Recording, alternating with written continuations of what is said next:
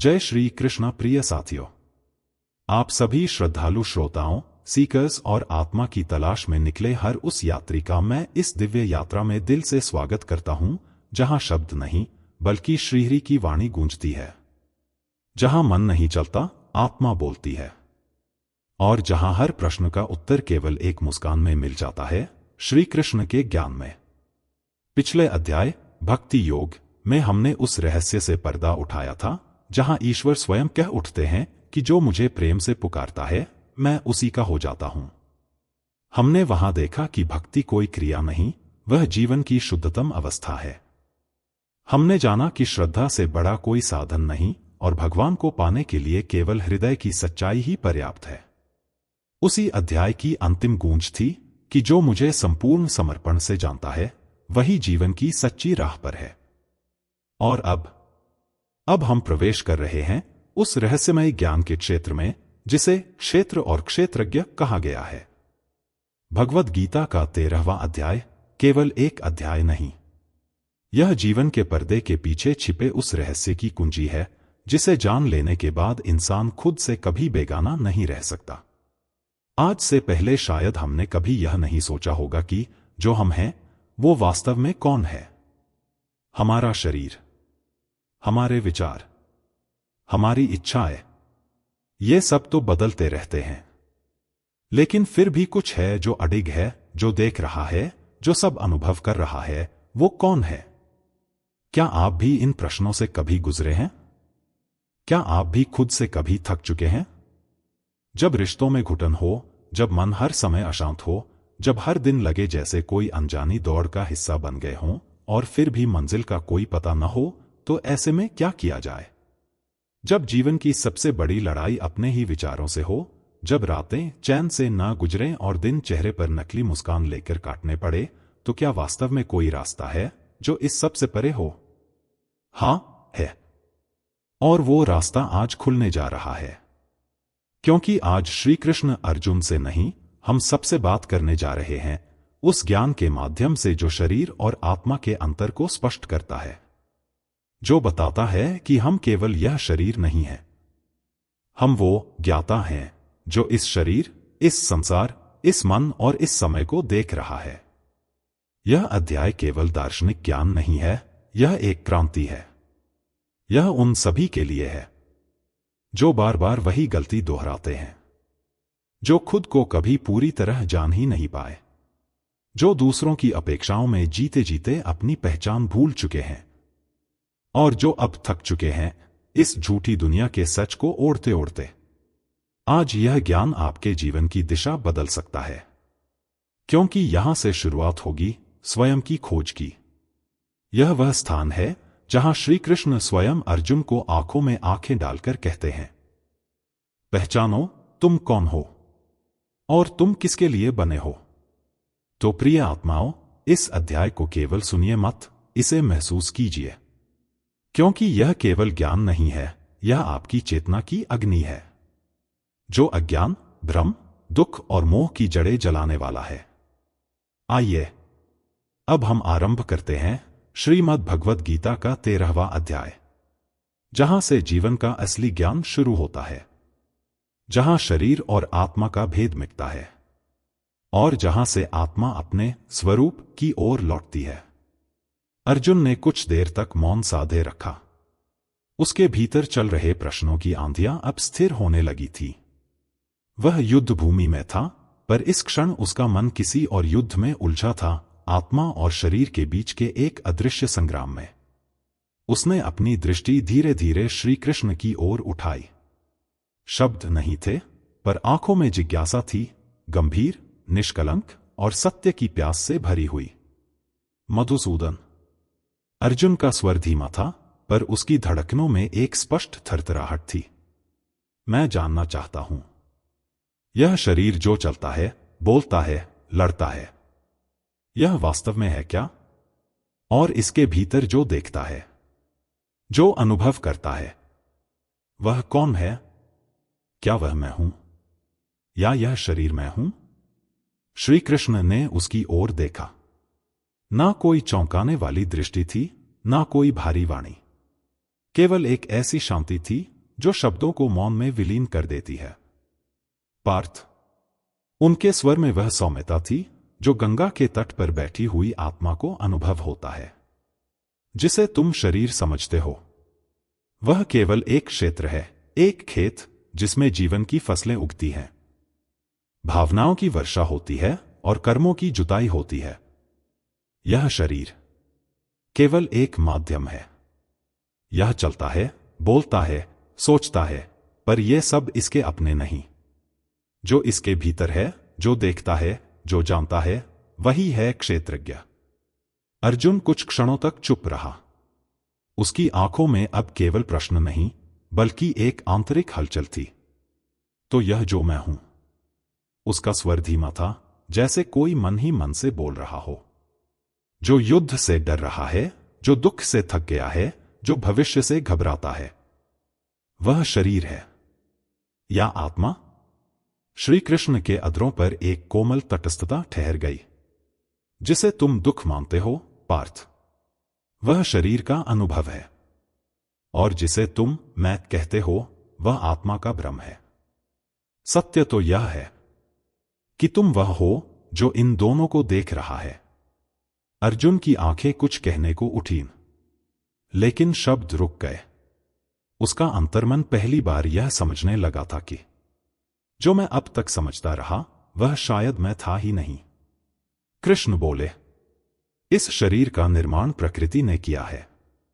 इसकी सीमाएं हैं, इसकी इच्छाएं हैं, इसकी थकावटें हैं, पर जो इसे चला रहा है, देख रहा है, जान रहा है, वह न तो जन्म लेता है न मरता है।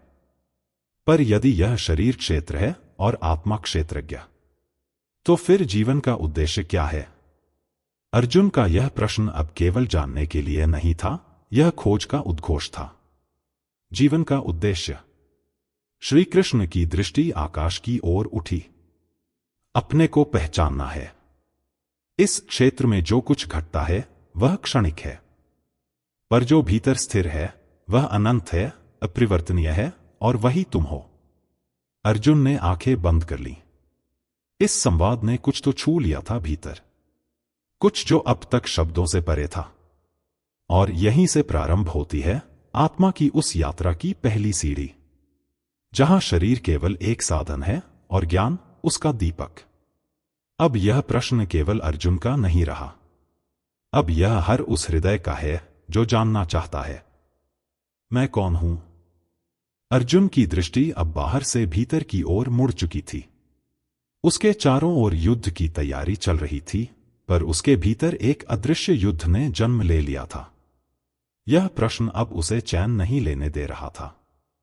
यदि यह शरीर मैं नहीं हूं, तो यह है क्या? उसने एक क्षण के लिए मौन साधा, फिर अपने मन के संशयों को वाणी दी। केशव, आपने कहा यह शरीर क्षेत्र है, पर यह क्षेत्र क्या है?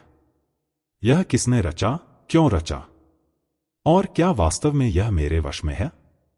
श्री कृष्ण ने उसकी ओर देखा, एक ऐसी दृष्टि से जो उत्तर नहीं देती, बल्कि मन में एक प्रकाश जगाती है। पार्थ, वह स्वर किसी पर्वत की शांति सा उतर आया।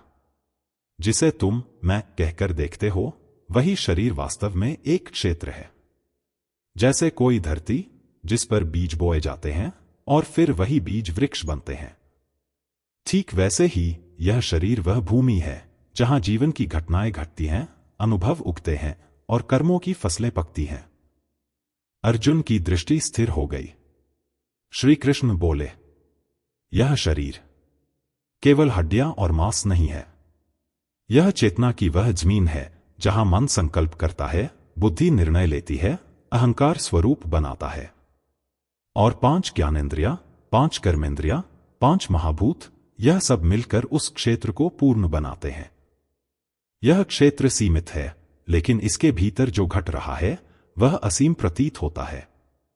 तुम्हारा सुख, तुम्हारा दुख, तुम्हारे संबंध, तुम्हारे भय, ये सब इसी क्षेत्र में ही जन्म लेते हैं। अर्जुन ने एक पल सोचा, फिर जैसे आत्मा की गहराई से आवाज आई, तो क्या यह सब जो मैं अनुभव करता हूं वे सब इस क्षेत्र के भीतर की गतिविधियां हैं? और जो इन सब को देख रहा है वह मैं हूं? श्री कृष्ण का उत्तर धीरे धीरे सामने आया। हां धनंजय, यह शरीर प्रकृति से बना है, 5 तत्वों से, 3 गुणों से और सैकड़ों जन्मों की स्मृतियों से। यह तुम्हारा साधन है, पर यह तुम नहीं हो। यह शरीर चलता है, थकता है, बूढ़ा होता है, पर जो इसके भीतर है वह शाश्वत है। यह क्षेत्र नश्वर है, पर इसमें जो क्षेत्रज्ञ है वह कभी समाप्त नहीं होता। अर्जुन का चेहरा अब पहले जैसा नहीं रहा। वह शांत था, लेकिन उस शांति में कहीं कोई तूफान रुक गया था। उसने जैसे स्वयं से पूछा, मैं इस क्षेत्र से कितना जुड़ गया हूं? इतना कि मैं भूल गया कि मैं इससे अलग हूं। श्री कृष्ण की वाणी फिर गूंजी, पार्थ, इस शरीर को क्षेत्र इसीलिए कहा गया है क्योंकि इसमें बीते जन्मों की कर्म संभावनाएं बोई जाती हैं और प्रत्येक जीवन में वे अंकुरित होती हैं, कभी पीड़ा बनकर, कभी आनंद बनकर, कभी प्रश्न बनकर। लेकिन जो इन सभी घटनाओं को साक्षी होकर देखे, जो जान ले कि मैं केवल इस शरीर का उपयोग करता हूं, मालिक नहीं, वही मुक्त होता है। अर्जुन ने जैसे भीतर से स्वीकार किया, यह शरीर मेरा नहीं है, यह केवल मेरा उपकरण है। तो मैं क्यों इसके दुखों में उलझा हूं? क्यों इससे पहचान बना बैठा हूं? श्री कृष्ण की वाणी अब एक दर्पण जैसी थी, क्योंकि यह क्षेत्र मोह का बीज बोता है, पार्थ। और जब आत्मा अपने ही बीजों में खो जाए तो वह अपने ही वृक्ष की छाया में भटक जाती है। अर्जुन मौन हो गया।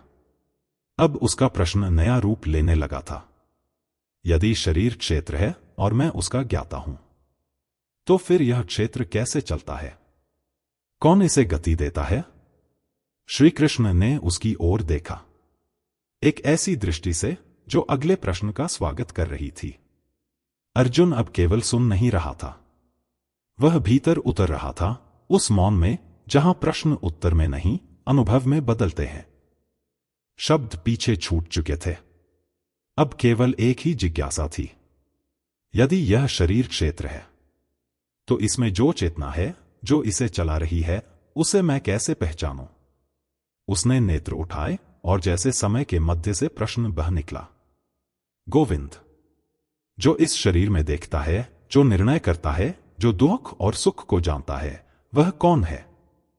क्या वही मैं हूं या वह कोई और है? श्री कृष्ण की दृष्टि कुछ क्षणों के लिए स्थिर रही, जैसे वे उस मौन को सुन रहे हों जो प्रश्न से भी अधिक गूढ़ था। धनंजय, वाणी में न कोई अलंकार था, न कोई आश्चर्य, केवल एक ऐसी स्पष्टता थी जो आत्मा तक सीधी पहुंचती है। शरीर में जो जानने वाला है वही है क्षेत्रज्ञ, जिसने इस जीवन को केवल एक यात्रा की तरह देखा है। जो हर परिवर्तन को चुपचाप देख रहा है वही साक्षी है। वह न कभी जन्म लेता है, न कभी मरता है। वह न दुखता है, न टूटता है। वह न परिवर्तन में डूबता है, न स्थिरता से भयभीत होता है। वही आत्मा है और वही तुम हो। अर्जुन का मुख जैसे मौन में विलीन हो गया।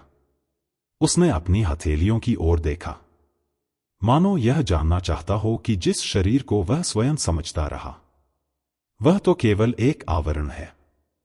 यदि आत्मा ही मैं हूं। उसकी आवाज धीमी थी, पर हर शब्द के पीछे एक लहर थी। तो फिर क्या वह आत्मा अकेली है, या उसके भी आगे कोई है जिसे हम परमात्मा कहते हैं? श्री कृष्ण के अधरों पर एक दीर्घ विराम उतरा। वह मौन जो केवल जानने वालों के लिए खुलता है। यह क्षेत्रज्ञ 2 प्रकार का होता है, पार्थ। एक वह जो इस शरीर में बैठा है, जिसे तुम मैं कहकर जीते हो, और दूसरा वह जो हर शरीर में विद्यमान है, पर किसी में नहीं बंधा। वह सबका साक्षी है, वह सबका आधार है। वह न किसी एक का है, न किसी से दूर। वह परमात्मा है जो हर आत्मा में निवास करता है, पर किसी एक में समाहित नहीं होता। अर्जुन की दृष्टि अब एक विलक्षण शांति में थी। तो आत्मा और परमात्मा अलग हैं, पर जुड़ते कहां हैं? श्री कृष्ण ने उत्तर दिया, जब आत्मा स्वयं को शरीर से अलग जान लेती है, जब वह देखती है कि वह कर्मों का फल नहीं बल्कि अनुभव का साक्षी मात्र है, तब वह परमात्मा से एक हो जाती है। जैसे नदी समुद्र से मिलने से पहले अपने नाम, अपनी गति, अपना रंग सब छोड़ देती है, वैसे ही आत्मा जब अहंकार छोड़ देती है तब वह परमात्मा में लीन हो जाती है।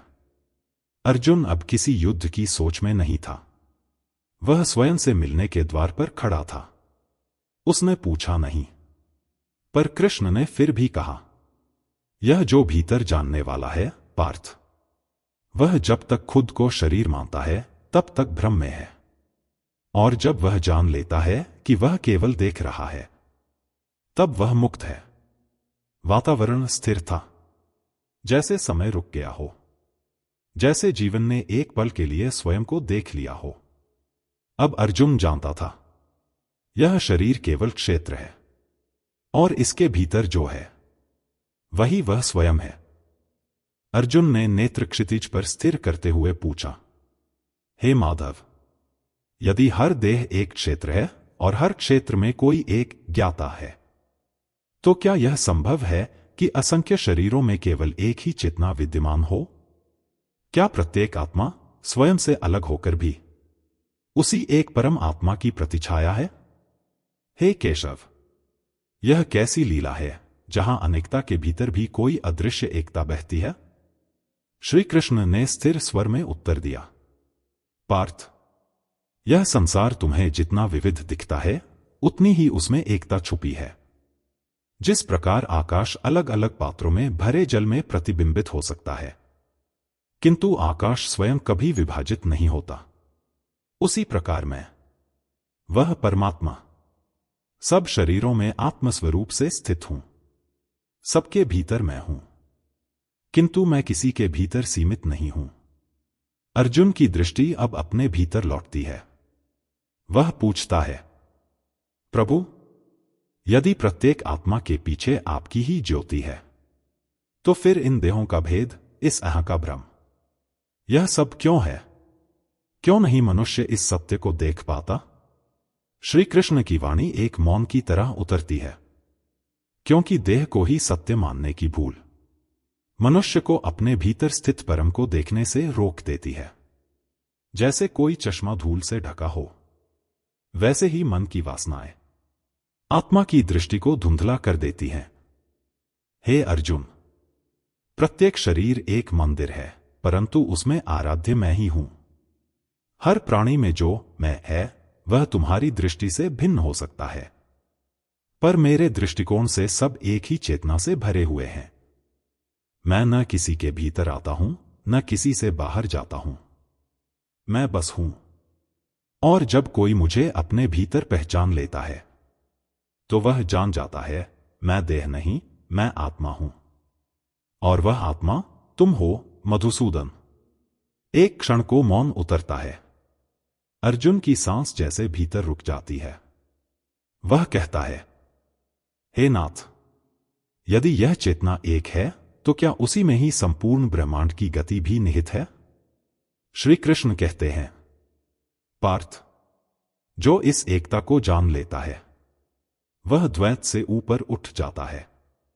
वह मृत्यु में भी जीवन देखता है और जीवन में भी उस शाश्वत मौन को पहचान लेता है जहां मैं हूं, बिना आरंभ के, बिना अंत के। शब्दों से परे कुछ बहता है उस पल, जैसे आत्मा ने आत्मा को पहचान लिया हो, जैसे अर्जुन की आंखों में पहली बार स्वयं की ही झलक उतर आई हो। और वहीं से आरंभ होती है अगली डोरी, जहां श्री कृष्ण अर्जुन को ले चलेंगे उस रहस्य की ओर, जहां ज्ञान, ज्ञाता और ज्ञेय तीनों का एक ही तत्व होता है। अर्जुन ने शांत नेत्रों से श्री कृष्ण की ओर देखा, मानो कोई प्रश्न हृदय में जन्म ले चुका हो, परंतु शब्द अभी जन्म नहीं ले पाए। कुछ क्षण बीते, फिर जैसे अंतरात्मा की गहराई से स्वर उठा, हे माधव, मैंने सुना है ज्ञान ही मुक्ति का मार्ग है, पर जब मैं देखता हूं संसार को, वहां तो ज्ञान भी अभिमान बन चुका है। पुस्तकों से भरे शेल्फ, तर्कों से भरे मन, लेकिन भीतर कोई शांति नहीं। तो कहो प्रभु, क्या केवल ज्ञान जान लेना ही पर्याप्त है? श्री कृष्ण ने दृष्टि आगे टिकाए रखी, जैसे वो उस दिशा को देख रहे हों जहां कोई उत्तर नहीं, केवल मौन बसता हो। फिर उनका स्वर उठा, स्थिर, सरल और सूक्ष्म, जैसे किसी गुफा से बहती शीतल वाणी। अर्जुन, ज्ञान तब तक अधूरा है जब तक वह जीवन की दहलीज पर उतर ना जाए। सच यह है, जो ज्ञान केवल बुद्धि में ठहर जाए वह भार बन जाता है, जो हृदय में पिघल जाए वह प्रकाश बनता है, और जो आचरण में उतर आए वही मोक्ष का द्वार खोलता है। इसलिए सुन, मैं तुझे बताता हूं सच्चे ज्ञान के बीज, वो बीज जो स्वयं को जानने की दिशा में बढ़ाते हैं। 20 ऐसे तत्व हैं जो आत्मज्ञान की भूमि में अंकुर बनते हैं।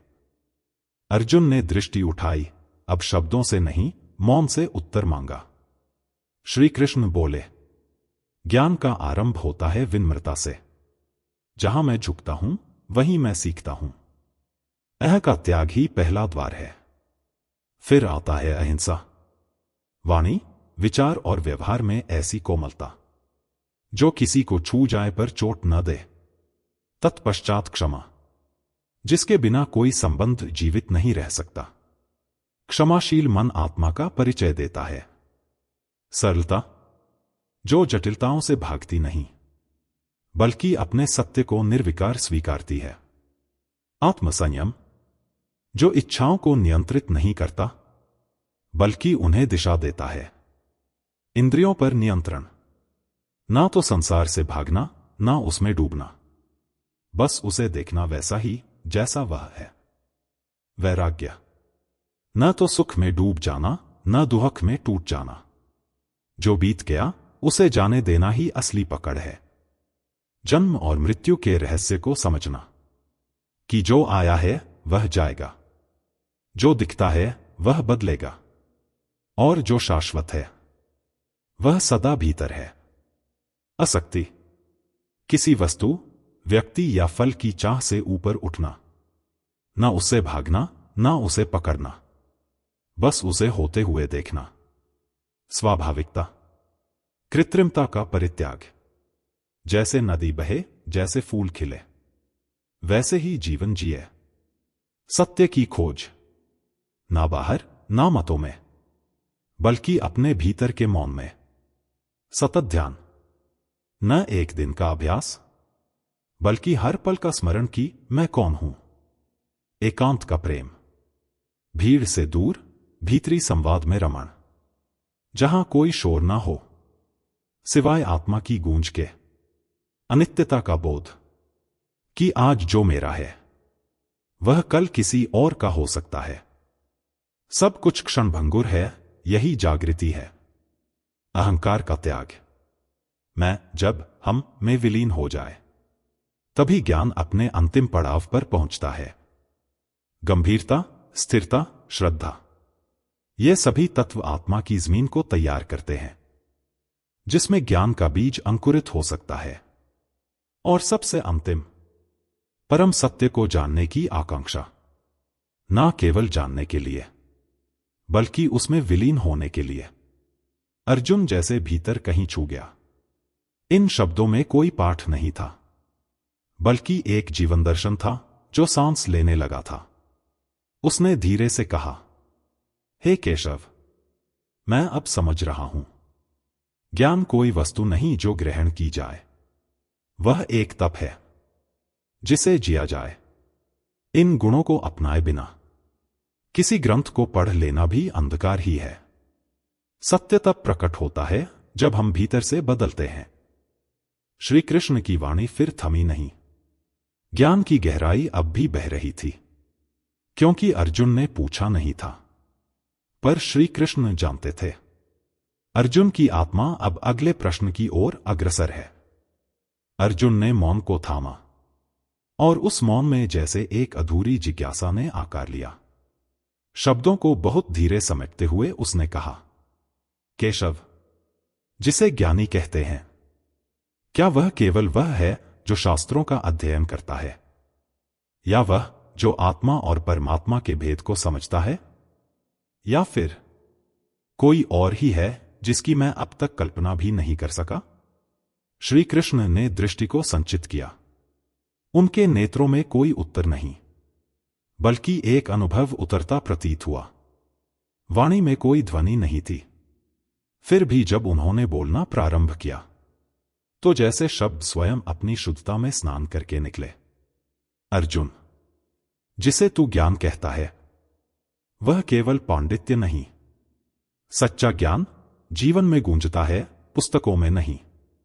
वह भीतर का वह प्रकाश है जो अहंकार के अंधकार को निगल जाए और आत्मा को उसके वास्तविक स्वरूप से मिला दे। एक पल थमा रहा, जैसे इस एक उत्तर ने अर्जुन की श्वासों को ठहरने को कह दिया हो। श्री कृष्ण ने अपनी वाणी को पुनः प्रवाहित किया। ज्ञानी वह है जो अपनी विनम्रता में ऊंचा है और अपनी खामोशी में विशाल, जिसका सिर झुका हो पर अंतःकरण जागा हो, जो युद्ध भूमि में खड़ा हो पर भीतर हिंसा से रहित हो।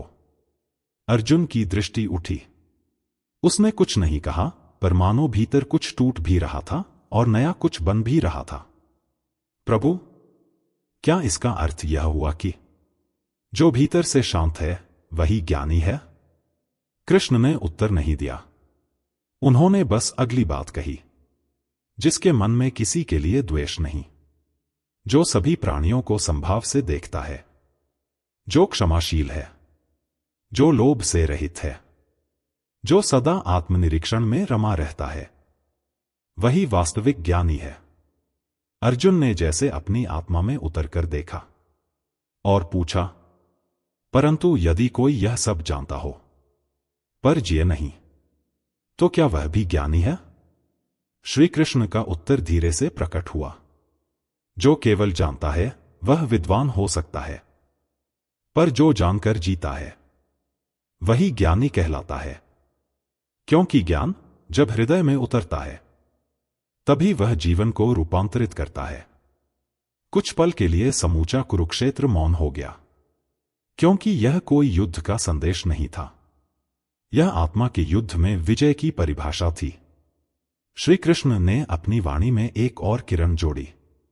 ज्ञान कोई संप्रेषण नहीं, यह एक अवस्थित अवस्था है जो भीतर जन्मता है, जो तुमसे तुम्हें ही दिखाता है, और जो यह जान ले कि यह देह केवल आवरण है और आत्मा न तो जन्मती है न मरती है, उसे फिर इस संसार के किसी भ्रम से मोह नहीं होता। अर्जुन मौन था, पर उस मौन में अब भ्रम की चुभन नहीं, एक नई समर्पण की शांति थी। कृष्ण ने कहा, वास्तविक ज्ञानी पूजा में नहीं बसता, वह जीवन में समाया होता है।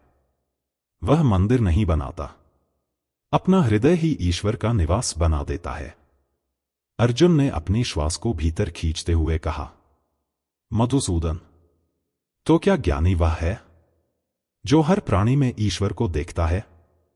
कृष्ण की दृष्टि स्थिर रही और उन्होंने बस एक पंक्ति में संपूर्ण उत्तर समेट दिया, जो दूसरों के दुख में अपना दुख देखे और सबके सुख में अपने आनंद की झलक, वही ज्ञानी है। अब अर्जुन कुछ नहीं बोला। शब्द समाप्त हो चुके थे, क्योंकि जहां आत्मा समझती है वहां वाणी मौन हो जाती है। अर्जुन ने एक गहरा सांस लिया। नेत्र क्षितिज की ओर टिके थे, पर भीतर कोई प्रश्न उठ चुका था। कृष्ण, जो जानता नहीं वह क्या करता है? कैसे जीता है वह? और किस राह पर चलता है? कृष्ण की दृष्टि क्षण भर के लिए थमी, मानो वे एक ऐसे रहस्य को देखने लगे हों जिसे देखने के बाद कोई आंख फिर से पहले जैसी नहीं रह जाती। जो जानता नहीं, वे बोले, वह देखता है पर पहचानता नहीं, सुनता है पर समझता नहीं, छूता है संसार को पर जीवन को कभी नहीं छूता। वह अंधकार में दीपक ढूंढता है पर दिशा नहीं बदलता। उसका पथ बाहरी होता है और उसकी प्यास भी। वह जीवन के उन प्रश्नों को टालता है जो भीतर की नींद तोड़ सकते थे। अर्जुन, अज्ञान एक पर्दा नहीं, बल्कि एक दीवार है, जिस पर अहंकार की ईंटें जड़ी हैं, मोह का पलस्तर चढ़ा है और देहाभिमान की परछाइयां खेलती हैं। जो नहीं जानता, वह स्वयं को शरीर समझता है। वह संबंधों को अंतिम सत्य मान लेता है। वह परिवर्तन को मृत्यु और मृत्यु को अंत मानता है। और इसी भ्रम में वह अपने ही अस्तित्व का व्यापारी बन जाता है। अर्जुन ने नेत्र नीचे किए, मानो भीतर के अंधकार को महसूस किया हो। किंतु कृष्ण, जो जानता नहीं, क्या वह दोषी है? कृष्ण की वाणी शांत थी। दोष उसी का नहीं होता अर्जुन, पर उत्तरदायित्व उसी का होता है। क्योंकि जन्म केवल जीवन जीने के लिए नहीं हुआ, बल्कि सत्य को खोजने के लिए हुआ है। जो अज्ञान में जीता है, वह हर क्षण अपने भीतर के दीप को बुझाता है। वह प्रश्नों से भागता है, चिंतन से डरता है और आत्मा की पुकार को दुनिया की आवाजों में दबा देता है। अहंकार उसे विश्वास दिलाता है कि वह जानता है। मोह उसे बांधता है कि वह किसी का है। और देह उसे भ्रम देता है कि यही सब कुछ है। और इस त्रिकोण में फंसा हुआ मनुष्य वास्तविक ज्ञान को दूर से देखकर भी पहचान नहीं पाता। अर्जुन ने अपनी दृष्टि ऊपर उठाई। आशंका और आश्चर्य साथ साथ थे। तो क्या हर अज्ञानी जीवन व्यर्थ है? कृष्ण ने उस प्रश्न को जैसे आत्मा से थामा। नहीं अर्जुन, हर जीवन में प्रकाश का बीज है, पर वह बीज तब तक अंकुरित नहीं होता जब तक मनुष्य भीतर की यात्रा शुरू नहीं करता। अज्ञान से परे जाना संभव है यदि जिज्ञासा जीवित हो, यदि अहंकार को मौन किया जाए, यदि मोह की जंजीरें तोड़ी जाएं। क्योंकि अज्ञान का सबसे बड़ा लक्षण यही है कि वह प्रश्न नहीं करता, और जो प्रश्न करता है वह अंधकार को चुनौती देता है। वही पहला कदम होता है ज्ञान की ओर। एक गहन मौन छा गया था। अर्जुन अब केवल सुन नहीं रहा था, वह भीतर उतर रहा था। कृष्ण की वाणी ठहरी, लेकिन वह ठहराव ही उत्तर था। अगली बात वही कहेगी जहां से अज्ञान के बाद प्रकाश का द्वार खुलता है। अर्जुन की दृष्टि स्थिर थी, जैसे कोई प्रश्न भीतर बहुत समय से सोया था और आज वो जागा हो। उसने श्री कृष्ण की ओर देखा और कहा, हे माधव, देह का क्षेत्र मैंने सुना, क्षेत्रज्ञ का स्वरूप भी जाना, लेकिन अब मेरी जिज्ञासा और गहराई में उतरना चाहती है। मुझे बताइए, वह परम सत्य कौन है जिसे जानकर जीवन के सारे प्रश्न मौन हो जाते हैं? वह ब्रह्मा कौन है जिसे ऋषियों ने गाया, जिसे वेदों ने छुआ तक नहीं? कृष्ण की वाणी आकाश की नीरवता को छूती हुई उतरती है। अर्जुन, जिसे ब्रह्मा कहते हैं वह न जन्मता है, न मिटता है। वह न पिंड में है, न ही पिंड के बाहर। वह न भीतर है, न बाहर, फिर भी हर वस्तु में केवल वही है। वह ध्वनि में मौन है, गति में शांति है और दृष्टि में अदृष्ट है। कुछ क्षणों के लिए शब्द थम गए, जैसे प्रकृति भी उस ब्रह्मा की उपस्थिति को महसूस कर रही हो। कृष्ण बोले, परब्रह्म वह परम सत्ता है जो न रूप है, न रंग, न आकार है, न गुण। वह न पुरुष है, न स्त्री, न उसे पूजा की जरूरत है, न प्रमाण की। वह केवल बस है। और वही जब तुम्हारे भीतर जागता है तो उसे आत्मा कहते हैं। वही जब संपूर्ण विश्व को चलाता है तो उसे परमात्मा कहते हैं। और वही जब सब कुछ छोड़कर बस अपने में ठहरा होता है तो उसे ब्रह्मा कहते हैं। अर्जुन की आंखें आश्चर्य और श्रद्धा से भरी थीं।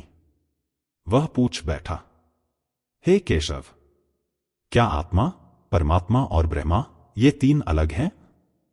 कृष्ण का स्वर गंभीर हो गया, जैसे वो एक रहस्य का ताला खोलने जा रहे हों।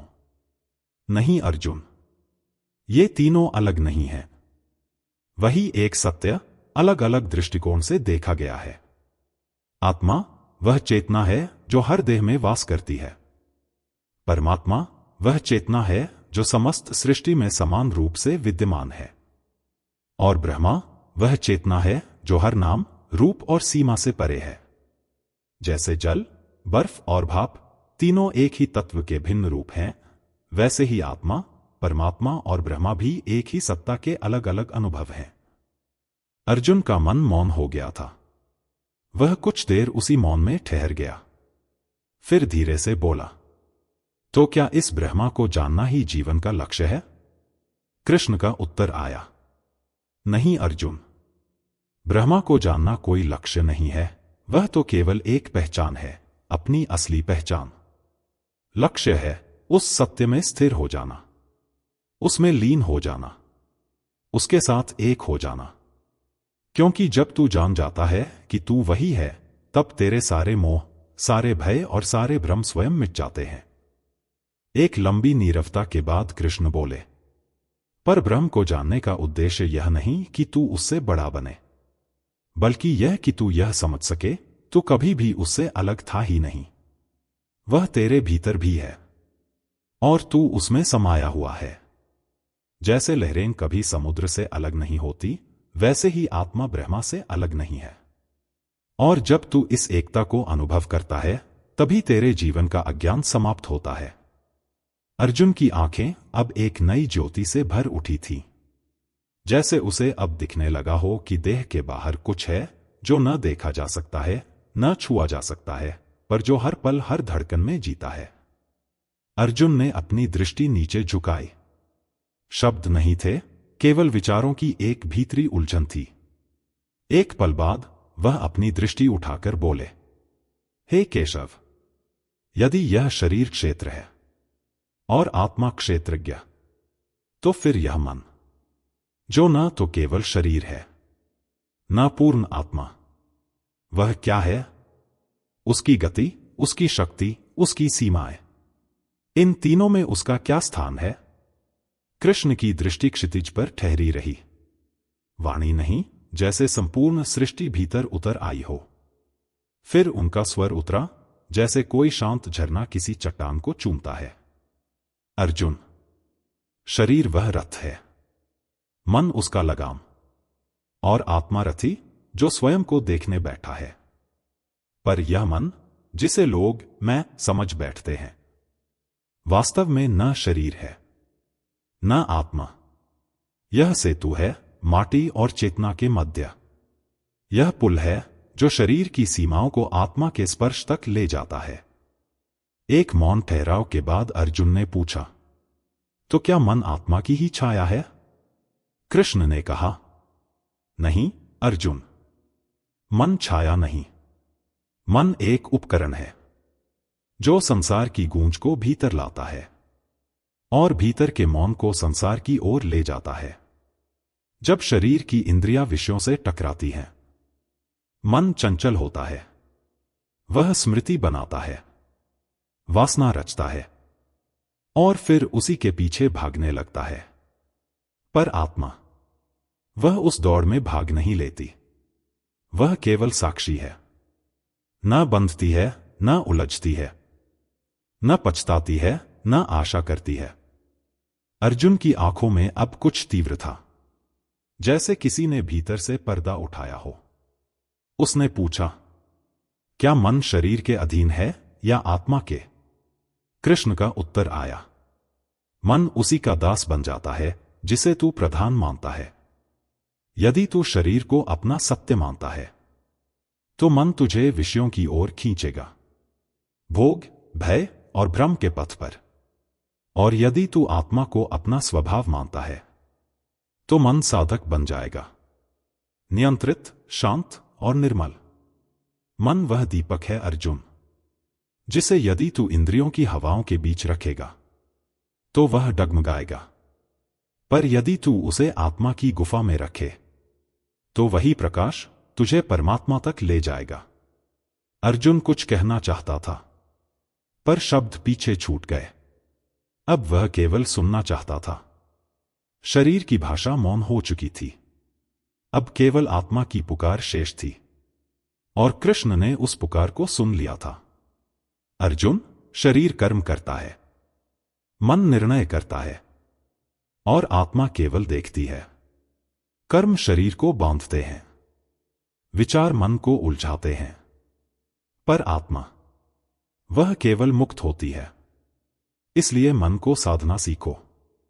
ना उससे डरना है, ना उसे दबाना है, बस उसकी दिशा बदलनी है। इंद्रियों की ओर से हटाकर चेतना की ओर मोड़ दो। तभी तू समझेगा कि तू न शरीर है न मन। तू वही है जो इन दोनों को देखता है, जिसे कोई छू नहीं सकता, कोई हर नहीं सकता, और जो मृत्यु के पार भी शेष रहता है। शब्द थम गए। वातावरण अब विचारों से नहीं, अनुभव से भरा था।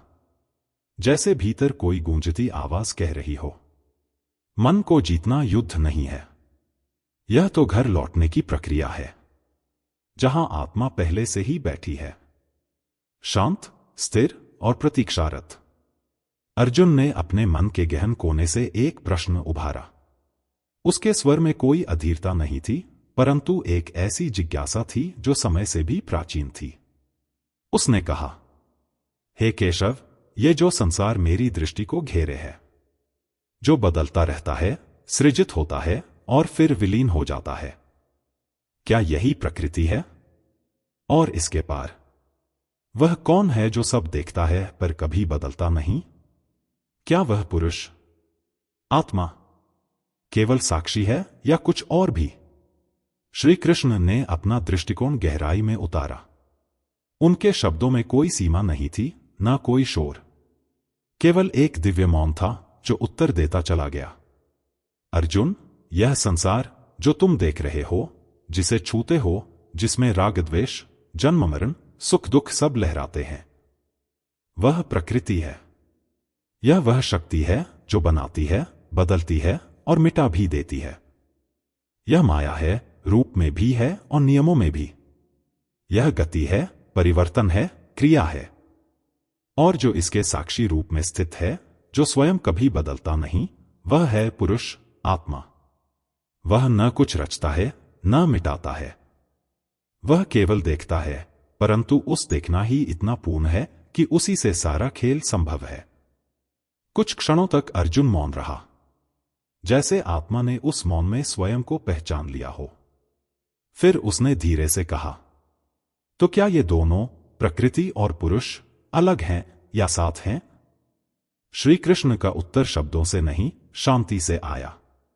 ये दोनों शाश्वत हैं, अर्जुन। प्रकृति कारण है शरीर का और शरीर की क्रियाओं का।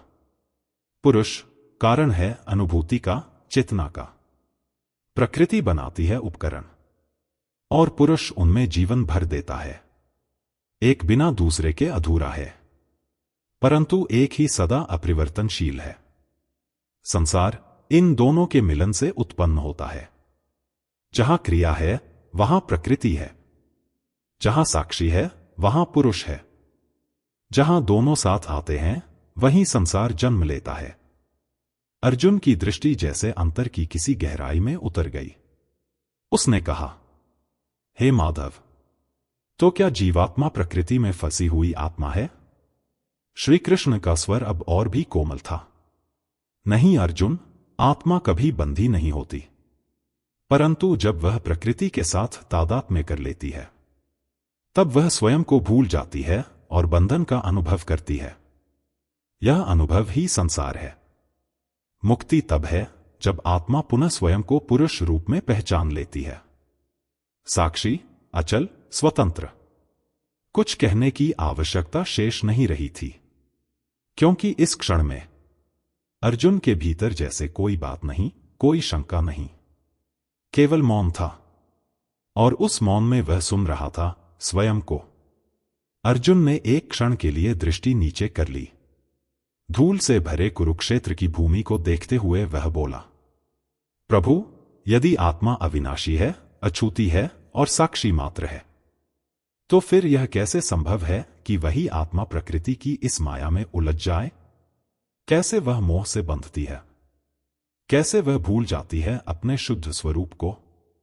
कुछ क्षण मौन रहा आकाश, जैसे कोई गूढ़ उत्तर धीरे धीरे ब्रह्मांड से उतर रहा हो। श्री कृष्ण ने अपने शब्दों को स्थिरता में ढाला। अर्जुन, जब आत्मा, जो स्वयं पुरुष है, प्रकृति से संपर्क करती है, तो वह केवल देखती नहीं, वह उसमें रस लेने लगती है, उसे छूने लगती है, उसमें लिप्त होने लगती है, उसे ही स्वयं समझने लगती है। और वही रस, वही लिप्सा बन जाती है उसकी बंधन की पहली डोर। प्रकृति 3 गुणों से बनी है, सत्व, रजस और तमस। इनमें कोई एक गुण नहीं बांधता। तीनों ही अपने अपने ढंग से आत्मा को उलझाते हैं। सत्व जब अधिक होता है तो मन को प्रकाश मिलता है, ज्ञान जन्म लेता है। परंतु अर्जुन, यह ज्ञान भी कभी कभी अभिमान बन जाता है।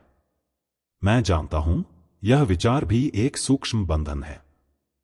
सत्व ऊपर उठाता है, पर अंततः बांधता है शुद्धता के बोध में। रजस, वह है इच्छा की आग। जिसे मिल जाए वह और चाहता है, जिसके पास न हो वह तड़पता है। रजस आत्मा को क्रिया में बांधता है, सफलता, नाम, वासना, स्पर्धा। यह कभी शांति नहीं देता, केवल दौड़ाता है, थकाता है और फिर भी अधूरा छोड़ता है। और तमस, वह अंधकार है जो दृष्टि को भीतर से ढक देता है। यह मोह है, आलस्य है, प्रमाद है, जो जानता है कि वह गिर रहा है, फिर भी कुछ नहीं करता। तमस आत्मा को चेतना से दूर करता है, जैसे सूरज सामने हो पर आंखें बंद हों। अर्जुन की दृष्टि अब गहराने लगी। उसने पूछा, तो क्या आत्मा हमेशा बंधी ही रहती है केशव? क्या उसे मुक्ति कभी मिलती ही नहीं? कृष्ण की वाणी में एक स्पर्श था। बंधती है तभी जब वह समझती है कि यह मैं हूं जो अनुभव कर रहा हूं। पर जब आत्मा यह देखती है कि मैं केवल दृष्टा हूं, ये गुण ही गुणों में प्रवृत्त हैं, तब उसका मोह कट जाता है।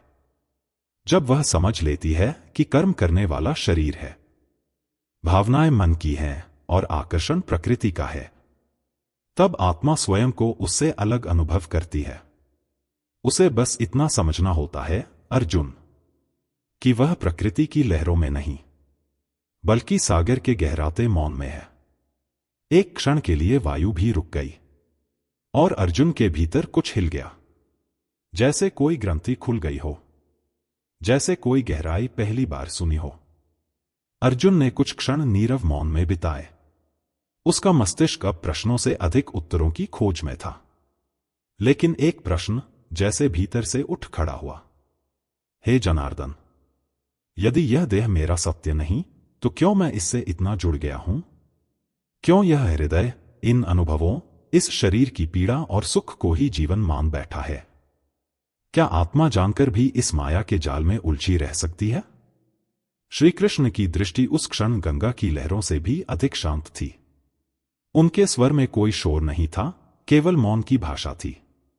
पार्थ, यह प्रश्न नहीं, आत्मा की पुकार है, जो अपने ही भ्रम से बाहर आना चाहती है। सुन, यह जानना कि मैं देह नहीं, आत्मा हूं, केवल ज्ञान नहीं, यह जन्मों की जकड़न से मुक्ति का पहला द्वार है। एक ठहराव आया, जैसे वाणी ने विश्राम लिया हो और विचारों में गहराई उतर आई हो। जब तू देह को ही अपना रूप मान लेता है, तब हर सुख, हर दुख, हर अपमान, हर मोह तुझे भीतर तक डगमगाता है। तब जीवन एक युद्ध बन जाता है, स्वयं के विरुद्ध।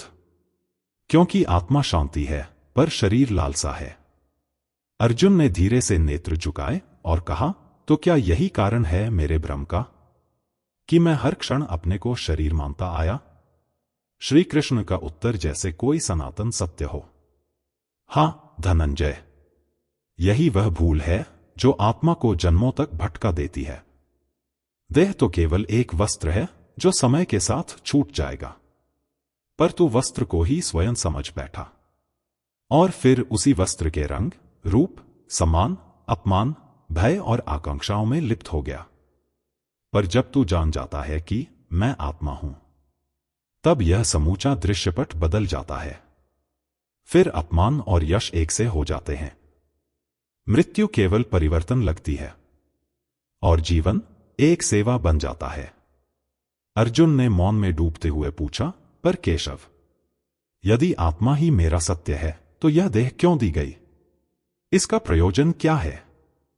कृष्ण ने वाणी को जैसे सागर के किनारे बिठा दिया। हर शब्द में शांति थी। देह आत्मा का माध्यम है, अनुभव के लिए, कर्म के लिए, जागरण के लिए। यह वह रथ है जिसमें आत्मा रथी बनकर संसार के युद्ध में उतरती है। पर जब रथ ही रथी बन जाए तब आत्मा का मार्ग खो जाता है। हे कुरुनंदन, शरीर से बंधा व्यक्ति अपनी पहचान, अपने मूल्य, अपने लक्ष्य सब बाहर खोजता है। पर आत्मज्ञानी पुरुष भीतर उतरता है, मौन से मित्रता करता है और फिर जान जाता है कि जो सत्य है वह कभी बदलता नहीं। अर्जुन की आंखों में अब एक नई आस्था उभर रही थी, एक नई जागृति। तो हे माधव, यह जानना कि मैं आत्मा हूं, क्या यही मुक्ति का प्रथम सोपान है? कृष्ण की वाणी जैसे ब्रह्मा की वीणा से निकली हो। न केवल प्रथम अपितु अंतिम भी, क्योंकि जिसने जान लिया कि वह आत्मा है उसने मृत्यु को देखा और फिर उससे परे चला गया। उसने मोह को जाना और फिर उससे ऊपर उठ गया। और जिसने आत्मा को पाया उसने मुझे पा लिया। उस क्षण वायु थमसी गई थी। शब्द नहीं बहे, केवल अनुभूति का स्वर लहराया। और अर्जुन, जो अभी तक युद्ध से विचलित था, अब भीतर के युद्ध को समझने लगा था। यह युद्ध शरीर और आत्मा के बीच का था, एक भ्रम के और एक सत्य के बीच का। और यही सत्य उसका नया शस्त्र बनने लगा था। अर्जुन ने अधरों को संयमित किया और एक गहरे मौन में डूबते हुए पूछा, मधुसूदन, क्या यही वह क्षण होता है जब आत्मा स्वयं को पहचान कर देह से ऊपर उठती है? क्या यही बोध मोक्ष का प्रथम स्पर्श है? कृष्ण ने दृष्टि स्थिर की और शब्दों को जैसे मौन के गर्भ से जन्म दिया। अर्जुन, जब कोई आत्मा यह जान लेती है कि वह न शरीर है, न मन, न इंद्रिया, बल्कि वह तो एक सतत प्रकाश है, एक चेतना है जो न जन्म लेती है न मरती है, तब वही क्षण मोक्ष की ओर पहला कदम बनता है। एक संक्षिप्त विराम के बाद वे बोले, मोक्ष कोई मंजिल नहीं, कोई आकाशीय द्वार नहीं जिसे पार करना हो। यह तो उस भ्रम से मुक्त होने की प्रक्रिया है जिसमें आत्मा अनजाने में स्वयं को शरीर मान बैठती है। अर्जुन की दृष्टि गहन हुई। परंतु केशव, यदि आत्मा जन्म और मृत्यु के पार है तो यह बंधन कैसा और यह यात्रा किस दिशा में? कृष्ण के वचनों में जैसे समय ठहर गया। बंधन तब जन्म लेता है जब आत्मा अपने स्वरूप को भूलकर इस संसार को ही सत्य मान लेती है। जैसे कोई राजा अपने ही राज्य में एक साधारण नागरिक बन जाए तो दोष राज्य का नहीं, स्मृति की हानि का होता है।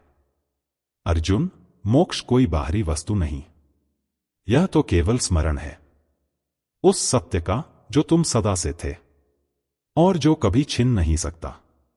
अर्जुन ने जैसे अंतर में कुछ टूटते देखा और कुछ नया जन्म लेते। प्रभु, क्या आत्मबोध से जीवन की दिशा बदल जाती है? कृष्ण के उत्तर में प्रकाश उतर आया।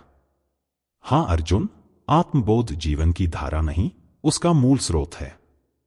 जब कोई जान लेता है कि वह आत्मा है तब भय, क्रोध, मोह, अहंकार सब जैसे तिरोहित हो जाते हैं। फिर जीवन एक अनंत यात्रा नहीं रह जाता, वह तो एक शांत नदी बन जाता है जिसका हर मोड़ मोक्ष की ओर मुड़ा हुआ होता है। तब कर्म भी बंधन नहीं रचता, क्योंकि कर्ता का अभिमान ही मिट जाता है। और जब कोई कर्म करता है केवल कर्तव्य बुद्धि से, बिना फल की इच्छा के, तो हर कर्म मुक्ति का साधन बन जाता है। अर्जुन के भीतर जैसे कोई दरवाजा खुला। प्रभु, यदि यह स्मरण ही मोक्ष है तो क्या संसार में रहते हुए भी कोई मुक्त हो सकता है? कृष्ण की वाणी जैसे अनंत आकाश को छू गई। यही तो रहस्य है अर्जुन। मोक्ष कहीं दूर नहीं, यह तो तुम्हारे वर्तमान में ही छिपा है, जो अपने हर विचार में, हर कर्म में इस सत्य को जागृत रखता है कि वह आत्मा है। वह संसार में रहते हुए भी संसार से परे होता है। वह चलता है लेकिन मोह में नहीं फंसता। वह बोलता है पर अहंकार से नहीं। वह दुख को देखता है पर उसमें डूबता नहीं। वह प्रेम करता है पर स्वार्थ के बिना। यही आत्मबोध है और यही मोक्ष की शुरुआत। अर्जुन अब मौन था। मौन जिसमें कोई प्रश्न नहीं, केवल प्रतीति थी। और श्री कृष्ण के शब्द अब भी उसकी आत्मा में गूंज रहे थे, जैसे कोई मंदिर की घंटी जिसकी ध्वनि एक बार नहीं, जीवन भर सुनाई देती है। अर्जुन ने अपने भीतर एक प्रश्न की आहट सुनी, जैसे कोई मौन किसी उत्तर को पुकार रहा हो। उसने क्षण भर श्री कृष्ण की ओर देखा और एक ऐसी दृष्टि में प्रश्न रख दिया जो शब्दों से मुक्त था। मधुसूदन, यदि आत्मा एक है और सब में वही परम सत्ता वास करती है, तो फिर क्यों एक को अपना मानता हूं, दूसरे को पराया? क्यों किसी में प्रेम जागता है और किसी में भय या क्रोध? श्री कृष्ण ने उस मौन को सुना और फिर जैसे वह मौन ही शब्द बन गया। हे पार्थ, जब कोई अपने चित्त में इतना शांत हो जाता है कि उसे हर प्राणी में मैं ही दृष्टिगोचर होता हूं, तो वह दृष्टा नहीं रह जाता, वह स्वयं ज्ञान हो जाता है। कुछ क्षण जैसे समस्त ब्रह्मांड सुन रहा था। जिसने सर्प में भी ईश्वर देखा और साधु में भी वही प्रकाश पहचाना, जिसके लिए पत्थर और सोना एक समान है, जिसके लिए अपमान और सम्मान में कोई भेद नहीं रह जाता, वही है वह जिसे मैं ज्ञानी कहता हूं। अर्जुन के मुख पर एक प्रश्न अभी भी टिका हुआ था।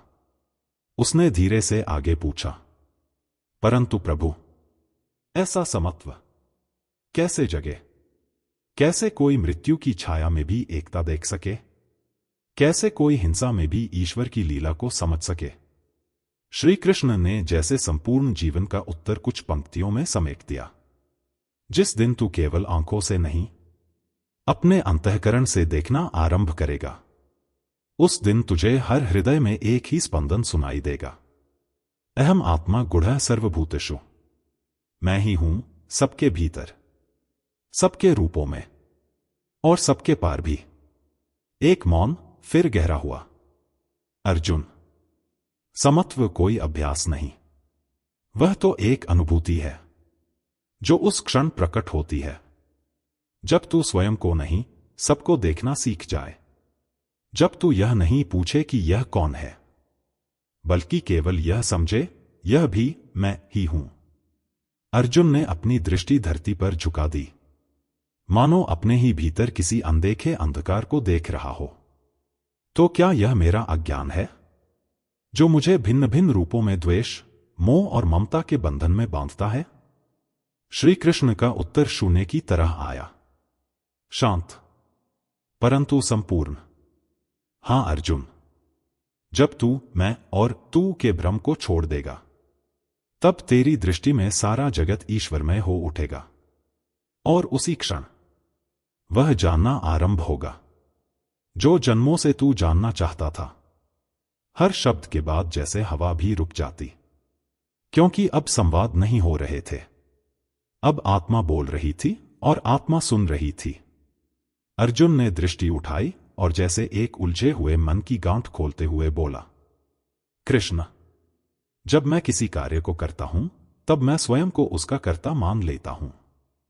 मैं कहता हूं, मैंने किया, मैं हार गया, मैं सफल हुआ, मैं विफल हुआ।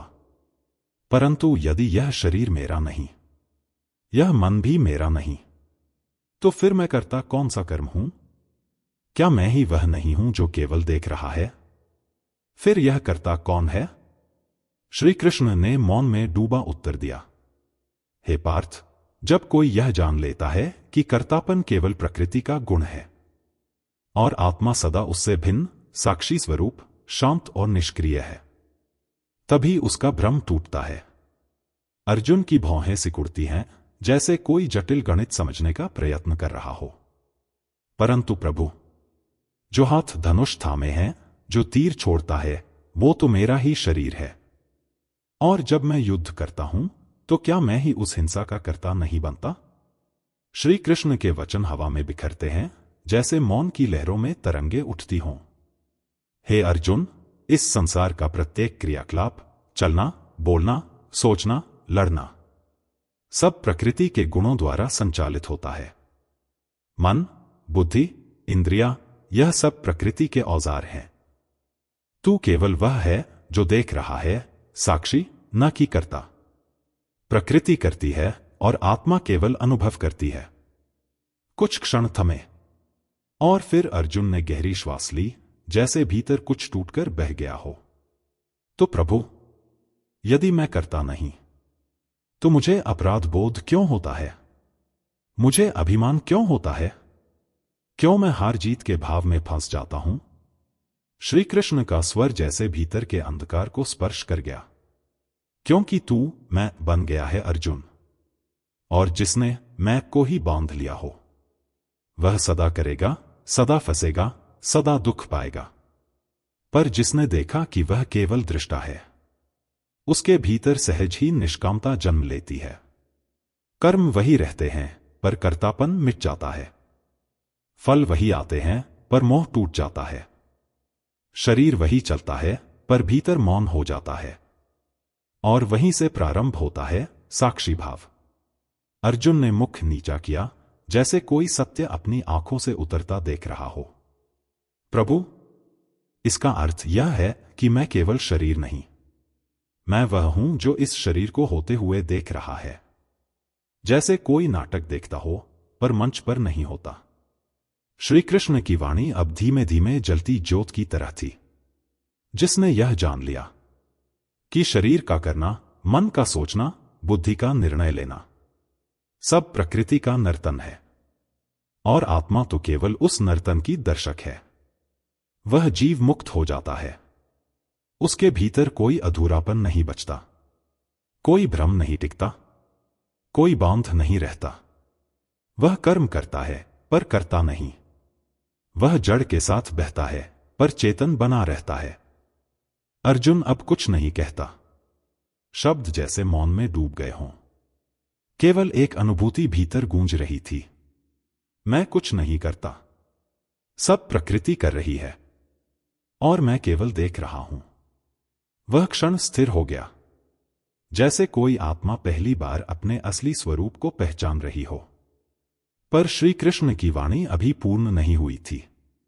वह आगे बोले, हे धनंजय, यह जानना तो प्रारंभ है, पर इसे जीना एक साधना है, जहां हर कार्य के पीछे यह विवेक जागे कि मैं केवल माध्यम हूं, कर्ता तो केवल वह प्रकृति है।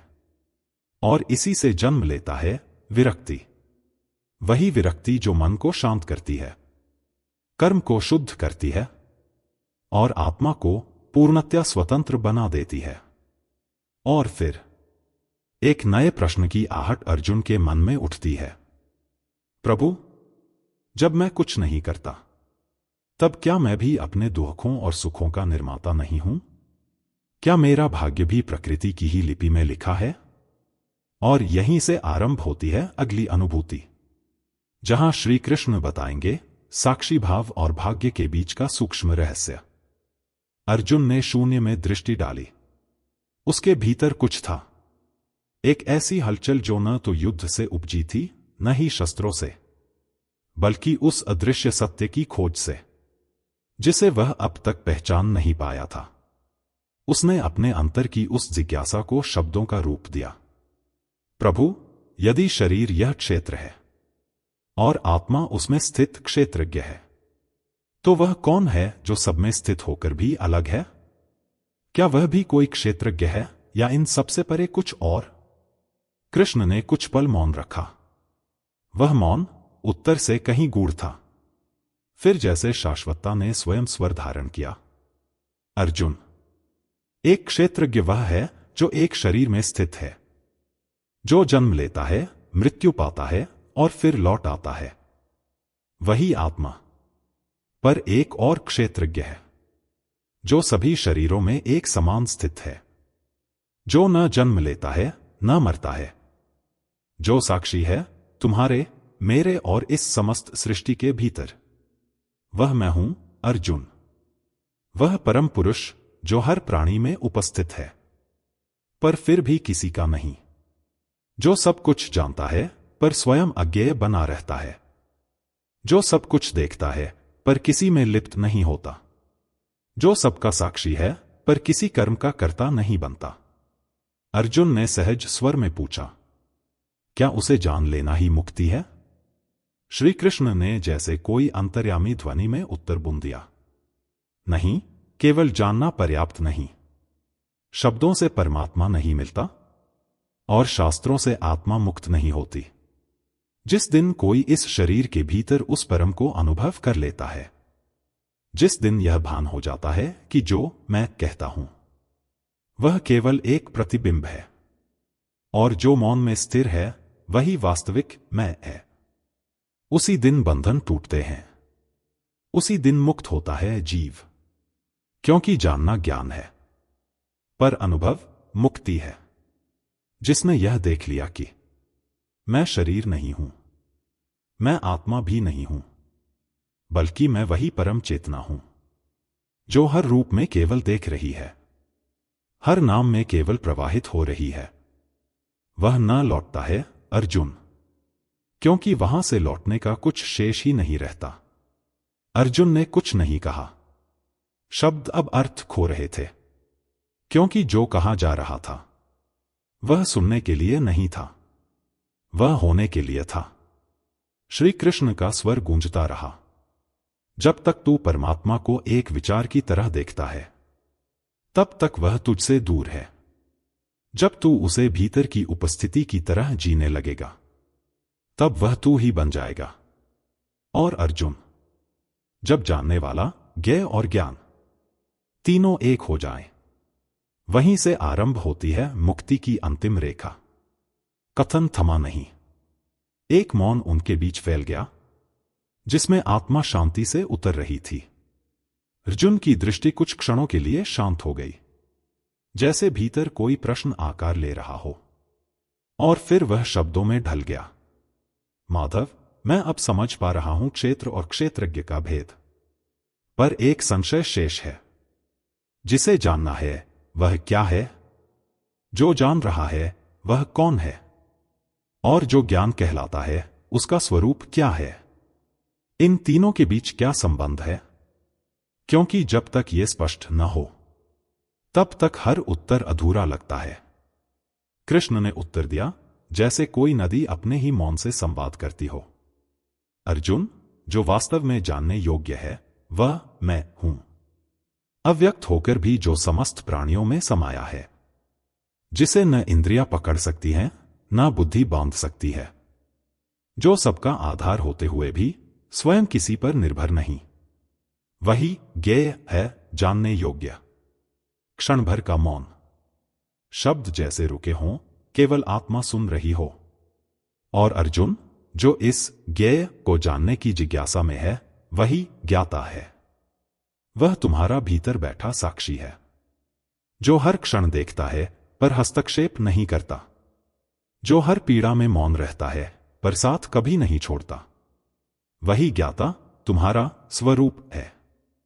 अर्जुन ने अपना दृष्टिकोण भीतर की ओर खींचा। उसे लगा जैसे एक अनदेखा द्वार खुला हो, एक ऐसी दुनिया की ओर जहां सब कुछ सूक्ष्म है पर वास्तविक, और जहां तक ज्ञान की बात है। कृष्ण का स्वर अब जैसे समस्त दिशाओं में गूंज रहा था। ज्ञान वह दीपक है जो इस ज्ञेय को प्रकाशित करता है, जो ज्ञाता को उसकी पहचान कराता है, और जो तुम्हारे अज्ञान के अंधकार को जलाकर तुम्हें स्वयं तक पहुंचा देता है। ज्ञान कोई शब्द नहीं अर्जुन, यह तो एक अनुभव है, जहां तुम किसी वस्तु को नहीं, स्वयं को पहचानने लगते हो। अर्जुन की सांसें जैसे गहरी हो गईं। उसके भीतर कोई हलचल अब शांत होने लगी थी। तो क्या जो जानता है वही अंततः जाना जाने वाला भी बन जाता है? कृष्ण का उत्तर आया, हाँ अर्जुन, जब ज्ञाता और ज्ञेय के बीच की दूरी मिट जाती है, जब ज्ञान स्वयं को जानने लगता है, तब आत्मा को उसका मूल स्मरण हो जाता है कि वह कभी बंधी ही नहीं थी, कभी भटकी ही नहीं थी। तब न कोई अलग ज्ञान शेष रहता है, न कोई जानने वाला, केवल एक शुद्ध अस्तित्व बचता है। क्षण ठहर गया, समय जैसे मौन में विलीन हो गया, क्योंकि जब ज्ञाता, ज्ञेय और ज्ञान एक हो जाए तो वहां कोई प्रश्न नहीं बचता, सिर्फ उत्तर बचता है, और वह है मुक्ति। अर्जुन के मन में अब कोई शंका नहीं थी, केवल एक आकुलता शेष थी, जैसे किसी ने महासागर का द्वार खोल दिया हो और अब वह पूरी गहराई में उतर जाना चाहता हो। उसने क्षण भर अपने अंतर को टटोला, और स्वर में एक ऐसी पवित्र जिज्ञासा उतर आई जो केवल आत्मा ही पूछ सकती है। हे जनार्दन, क्या केवल जान लेना ही पर्याप्त है? क्या ज्ञान ही मुक्ति है? श्री कृष्ण के वचनों में उत्तर नहीं, उपस्थिति में ही समस्त उत्तर समाहित था। फिर भी उन्होंने वाणी को छुआ, जैसे अनहद नाद ने शब्द का स्पर्श किया हो। नहीं पार्थ, जानना अंतिम नहीं होता। जब तक ज्ञान तुम्हारी दृष्टि बनकर संसार को न देखे, जब तक वह हृदय बनकर प्रत्येक जीव में न धड़कने लगे, तब तक वह केवल शब्द है, और शब्दों से न कोई मुक्त हुआ है, न हो सकता है। एक मौन लहर अर्जुन के भीतर बह चली। तो क्या? उसका स्वर भीतर की दीवारों से लौटता रहा। जीवन का अंतिम लक्ष्य जानना नहीं, बन जाना है। श्री कृष्ण की आंखों में वह आकाश झलकने लगा जहां आत्मा अपनी ही ज्योति में विलीन होती है। हां धनंजय, जो जानता है वह मात्र दर्शक हो सकता है, पर जो बन जाता है वही जीवन को स्पर्श करता है, रूपांतरित करता है और स्वयं ब्रह्मस्वरूप हो जाता है। अर्जुन की दृष्टि धरती पर जा ठहरी, जैसे उसे अपने प्रत्येक कर्म का मूल्य अब ज्ञात हो चला हो। लेकिन प्रभु, इस जानने से बनने की यात्रा में सबसे कठिन क्या होता है? कृष्ण का उत्तर हवा की तरह आया, शांत, अदृश्य, पर पूर्ण। वासनाओं का त्याग नहीं, उनसे पार पाने की सरलता। कर्म का परित्याग नहीं, कर्म में ब्रह्मभाव का समावेश।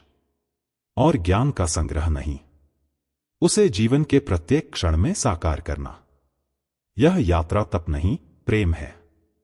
यह युद्ध नहीं, समर्पण है।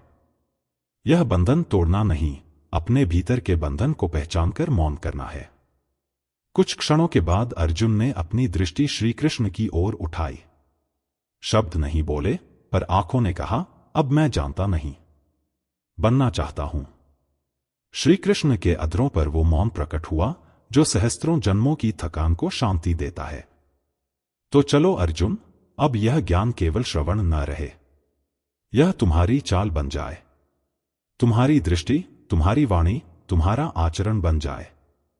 क्योंकि जो केवल जानता है वह विद्वान है, पर जो बन जाता है वही मुक्त है। और तभी वहां उस कुरुक्षेत्र के मध्य में एक सूक्ष्म ऊर्जा ने जन्म लिया, जिसने अर्जुन को केवल योद्धा नहीं, एक जागृत आत्मा बना दिया। अर्जुन ने अपने भीतर उठते द्वंद्व को शब्दों में बांधते हुए कहा, हे जनार्दन, जब आप कहते हैं कि जो पुरुष अंतिम क्षण में तुम्हें स्मरण करता है वही तुम में लीन हो जाता है, तो क्या यह जीवन केवल मृत्यु की स्मृति तक सीमित रह गया है? क्या समर्पण का मूल्य केवल अंतिम सांस में किया गया चिंतन ही तय करता है? श्री कृष्ण ने उसकी ओर देखा। उस दृष्टि में कोई उत्तर नहीं था, केवल एक मौन स्वीकार था। फिर वाणी फूटती है जैसे कोई तटबंध टूटा हो। अर्जुन, मृत्यु केवल अंत नहीं है, वह उस दिशा की पुष्टि है जिसमें जीवन ने यात्रा की थी। जो संपूर्ण जीवन भ्रम में रहा, वह अंतिम क्षण में केवल नाम नहीं स्मरण कर सकता, क्योंकि मृत्यु वह दर्पण है जिसमें आत्मा अपनी सच्चाई देखती है। जो जीवन भर मुझे जानता रहा, समझता रहा और मुझे ही सब कुछ मानता रहा, वही अंत समय में मुझे सहज स्मरण कर पाता है। स्मृति भी अभ्यास का फल है और अभ्यास समर्पण का। अर्जुन की आंखों में एक प्रश्न अभी भी अटका था। क्या ज्ञान केवल जानने की वस्तु है या वह बनने की प्रक्रिया है? क्या केवल बुद्धि से समझ लेना पर्याप्त है? श्री कृष्ण की वाणी अब धीमी होती चली गई। ज्ञान, अर्जुन, वह दीपक है जो केवल बाहरी अंधकार को नहीं, भीतर की परछाइयों को भी जला देता है। परंतु दीपक हाथ में रखने से प्रकाश नहीं फैलता, उसे हृदय के भीतर जलाना पड़ता है। जो जानता है वह बोलता है, पर जो बन जाता है वह मौन हो जाता है। जिस दिन तुम उस मौन को पकड़ लोगे, उसी दिन ज्ञान तुम्हारा स्वरूप बन जाएगा। तुम मुझे केवल शब्दों में नहीं पाओगे, तुम मुझे अपने भीतर घटित होते अनुभव में पाओगे। अर्जुन की दृष्टि में अब एक हल्की सी स्थिरता थी, मानो कहीं भीतर कोई दरवाजा खुला हो। जहां पहले शंका थी, अब वहां एक मौन उत्सुकता पनपने लगी थी। उसने सिर झुकाया और कहा, प्रभु, अब मैं जानना नहीं चाहता, अब मैं वह बन जाना चाहता हूं जिसे आप सत्य कहते हैं। मेरी जिज्ञासा अब उत्तर नहीं, अनुभव मांगती है। श्री कृष्ण ने कुछ नहीं कहा, पर उस मौन में जैसे संपूर्ण ब्रह्मांड की स्वीकृति छिपी थी। और उस क्षण अर्जुन ने अनुभव किया, मन की शांति बाहर नहीं, प्रश्नों की समाप्ति में नहीं, बल्कि उस सरल समर्पण में है जहां आत्मा स्वयं को ईश्वर के हाथों सौंप देती है। अर्जुन ने कुछ पल मौन रहकर श्री कृष्ण की ओर देखा। उसकी दृष्टि में अब कोई अधीरता नहीं थी, कोई संशय नहीं। जैसे भीतर कोई मौन बह रहा था और वह उसी के स्पर्श में शब्दों का आकार ढूंढ रहा था। अंततः उसने स्वर उठाया, हे केशव, यदि यह देह क्षेत्र है और आत्मा ही क्षेत्रज्ञ, तो क्या इस बोध से जीवन का कोई वास्तविक अर्थ जन्म लेता है? क्या यही ज्ञान हमें संसार की उलझनों से पार ले जाता है? कृष्ण की वाणी में जैसे आकाश उतर आया, पार्थ, जब तू जान लेता है कि तू इस देह का स्वामी नहीं, केवल साक्षी है, तब संसार की गति तुझसे टकराती नहीं, तेरे भीतर समा जाती है। यही ज्ञान तेरे जीवन की दिशा बदलता है, क्योंकि यह तुझे तुझसे मिलाता है। यह ज्ञान केवल उपदेश नहीं, यह वह दीप है जो मनुष्य के भीतर के अंधकार को देखता नहीं, जलाता है। आज की इस अशांत दुनिया में जहां मनुष्य बाहर की वस्तुओं में सुख ढूंढता है, वही ज्ञान उसे भीतर का द्वार दिखाता है। और जब वह भीतर जाता है, तब पहली बार शांति उसे बाहर नहीं, अपने हृदय के केंद्र में मिलती है। अर्जुन ने जैसे भीतर कुछ देखा, कुछ ऐसा जो शब्दों से बाहर था। मधुसूदन, क्या यही कारण है कि आप इस ज्ञान को मोक्ष का द्वार कहते हैं? क्या केवल जान लेने से ही हम बंधन मुक्त हो जाते हैं? कृष्ण की वाणी अब जैसे किसी प्राचीन श्लोक सी लगती थी। बंधनों की जड़ अज्ञान में है, अर्जुन। और जिस क्षण तू जान लेता है कि तू देह नहीं, चेतना है, कि तू क्रिया नहीं, दृष्टा है, कि तू पीड़ा नहीं, परमानंद है, उसी क्षण सारे बंधन तुझ पर से अपनी सत्ता खो बैठते हैं। यही है क्षेत्र और क्षेत्रज्ञ का बोध, जहां तू संसार में रहता है, पर संसार तुझ में नहीं बसता। इस ज्ञान का महत्व केवल शास्त्रों में नहीं, जीवन की हर सांस में है। क्योंकि जब तू जान लेता है कि तू आत्मा है, तब तू क्रोध में भी मौन रह सकता है, तू भीड़ में भी अकेला हो सकता है, तू हानि में भी कृतज्ञ हो सकता है। अर्जुन की आंखों में नमी थी, न शोक की, न संशय की। वह नमी थी अंतर्दृष्टि की। हे गोविंद, यदि संसार इस सत्य से परिचित हो जाए, तो क्या यह समस्त क्लेश, यह अनंत दौर, यह बेचैनी, क्या ये सब शांत हो जाएंगे? कृष्ण का स्वर अब जैसे किसी अनंत वेदांत की गूंज था। यदि एक भी मनुष्य, अर्जुन, अपने भीतर क्षेत्रज्ञ को पहचान ले, तो उसका जीवन ही समस्त संसार के लिए एक तीर्थ बन जाता है। और जब एक एक आत्मा जागेगी, तब संसार का चेहरा स्वयं बदल जाएगा। यह ज्ञान मात्र जानकारी नहीं, यह प्रकाश है। यह उत्तर नहीं, यह दृष्टि है। यह समाधान नहीं, यह समाधान के पार जाने की राह है। और जब तू उस राह पर चलता है, तब हर दिन साधना बन जाता है, हर कष्ट तपस्या, और हर हृदय एक यज्ञ का स्थान। कुछ देर दोनों मौन रहे। वह मौन शब्दों से गहरा था, फिर अर्जुन ने धीरे से सिर झुकाया, जैसे आत्मा ने आत्मा को प्रणाम किया हो। हे पुरुषोत्तम, आज मैं जानता हूं, यह ज्ञान केवल युद्ध के लिए नहीं, यह जीवन के हर क्षण के लिए है। यही ज्ञान है जो मनुष्य को जीवन में मनुष्य बना देता है और मृत्यु के पार उसे दिव्यता से जोड़ देता है। कृष्ण के अधरों पर एक सूक्ष्म आनंद ठहरा, वह मौन जो केवल उस हृदय में उतरता है जिसने जीवन को जानना नहीं, समझना शुरू किया हो। यह क्षेत्र तुझसे बाहर है अर्जुन, पर यह ज्ञान तुझ में जन्मा है। इसे जीवित रखना, इसे ओढ़ लेना, इसे जीवन बना लेना। और उस क्षण अर्जुन का मन एक शांत झील सा हो गया, जिसमें अब कोई विचार की तरंग नहीं थी, केवल दर्शन की आभा थी। आज की यह आत्मा को छू जाने वाली यात्रा यहीं थमती है, लेकिन अगली किरण के साथ फिर मिलेंगे श्रीमद्भगवद्गीता के अध्याय 14 में, जहां प्रकृति के 3 गुणों की महागाथा प्रतीक्षा कर रही है। तब तक श्रीहरि के चरणों में नमन। राधे राधे। जय श्री कृष्ण।